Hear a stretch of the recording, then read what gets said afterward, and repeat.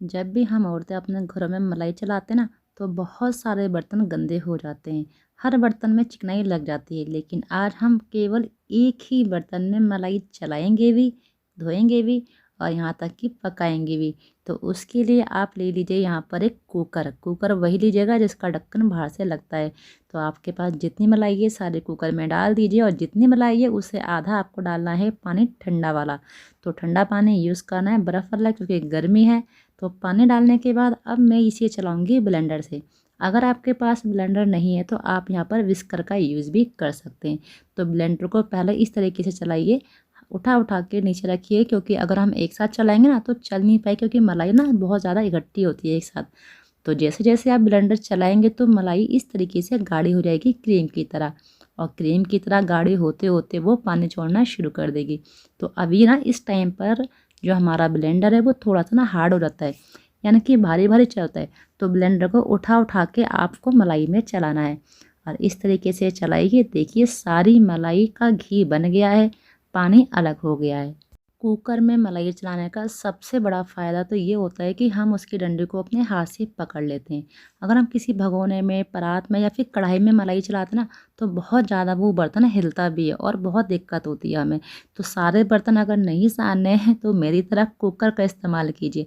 मैं हमेशा कुकर में या फिर फ्राई पैन यानी कि चायदान में मलाई को चलाती हूँ। कम होती है तो चायदान में, ज़्यादा होती है तो मैं कुकर में चलाती हूँ। मलाई से बहुत अच्छे से मक्खन निकल आया है। उंगली से पोंछ पोंछ के ब्लेंडर अलग कर देंगे। अपने हाथों से जो मक्खन बना है ना उसे एक तरफ इकट्ठा कीजिए, और जैसे जैसे आप उसे एक तरफ इकट्ठा करेंगे ना तो सारे मक्खन का एक बड़ा सा लड्डू बन जाएगा, और इसका मट्ठा अलग हो जाएगा। अगर आपकी मलाई फ्रेश है तो ये मट्ठा मीठा होता है, आप इसको टेस्ट करके भी देख सकते हो। तो इस मट्ठे को ना हल्का सा गर्म करके आप इसमें जामन दे दीजिए, यानी कि दही डाल दीजिए 1 चम्मच, और ये जम जाएगा। और अगर आपको दही नहीं बनाना है तो इस मट्ठे में नींबू डाल के इसे फाड़ दीजिए, तो इसका पनीर बन जाएगा। तो अभी देखिए जो मलाई वाला जग था ना, मैंने सारा मट्ठा उसमें डाल दिया है, क्योंकि मैं इस मट्ठे का करने वाली हूँ यूज़। तो अब देखिए मेरे कुकर में सिर्फ मक्खन बचा हुआ है, और इसी कुकर में डाल दूँगी ठंडा पानी, और 2 से 3 बार पानी डाल डाल के मैं अच्छे से धो लूँगी जब तक कि साफ़ ना हो जाए। वो इसलिए, अगर हमने मलाई को अच्छे से धोया है, गंदगी अच्छे से निकाल दिए, तो हमारी जो मलाई जब पकने के बाद घी बनेगा ना तो उसकी गोजी बहुत कम निकलेगी। और अगर हमने गंदा पानी नहीं निकाला है तो उसमें जब गोजी निकलती है, हम तो उसे गोजी कहते हैं, आप क्या कहते हैं मुझे बताइएगा। तो पानी को अच्छे से डाल डाल के इसे धो लीजिए।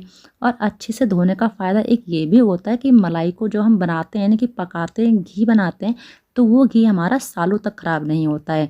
अगर हमने अच्छे से मक्खन को साफ़ नहीं किया तो हमारा घी ख़राब हो जाता है, यानी कि उसके ऊपर फफूंद लग जाती है।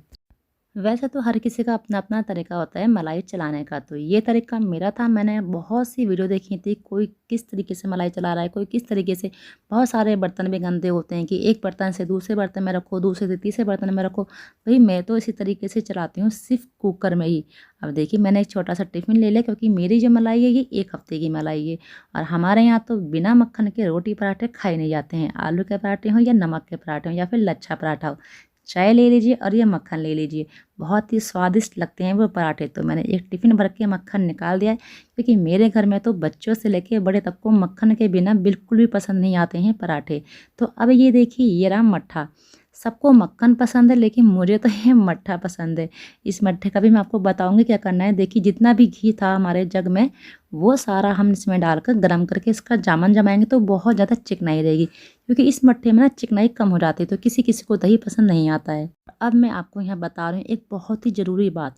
कुकर में जब हम मलाई को पकाते हैं, यानी कि मक्खन को पकाते हैं, तो हमें इसके अंदर करछली या चम्मच बिल्कुल भी नहीं डालनी है। गैस का फ्लेम आपको लो रखना है।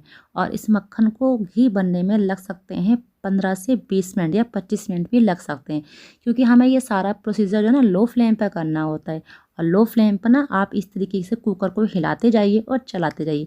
अब जितना मेरा घी बन रहा है तो मैं कंट्रोल नहीं कर पा रही हूँ, मैं तो अपना मट्ठा और गुड़ एंजॉय करने जा रही हूँ। मुझे गुड़ से मट्ठा बहुत ज़्यादा पसंद है, और फिर मेरा ये मट्ठा इतना मीठा होता है जैसे आप दूध पी रहे हैं। तो घर में कोई भी इसे नहीं पी रहा है तो इसे तो मैं ही पी लेती हूँ। इससे मट्ठा हमारा फेंकने से भी बच जाता है और हम इसे पी भी लेते हैं और ये हेल्दी बहुत होता है और गुड़ के साथ तो बहुत ज़्यादा फ़ायदा करता है। तो देखिए मेरी जो मक्खन था ना उसमें भी बहुत अच्छे से उबाल आ चुका है, घी बन चुका है, मक्खन का झाग आ रहे हैं। आप देख लो तले में इसके लाल लाल सा हो चुका है, यानी कि जो गोजी है वो लाल हो चुकी है। गैस का फ्लेम ऑफ करने के बाद में भी हमें इसे चलाना है। अब एक टिप्स और भी आपके लिए, वो ये कि जब घी बिल्कुल ठंडा हो रहा है आप तभी छानें। मैं आपको दिखा रही हूँ वीडियो में, इसलिए मुझे गर्म ही छानना पड़ रहा है। अब गर्म छानने से क्या होता है, जो इसमें झाग बने ना वो वापस घी में आ गए। आप गोजी देखिए, इसमें केवल 1 ही चम्मच गोजी निकली है और ये झाग निकालने बहुत ज़्यादा ज़रूरी होते हैं। तो हल्के हल्के से झाग मैं चम्मच से आपको निकाल के दिखा दूंगी।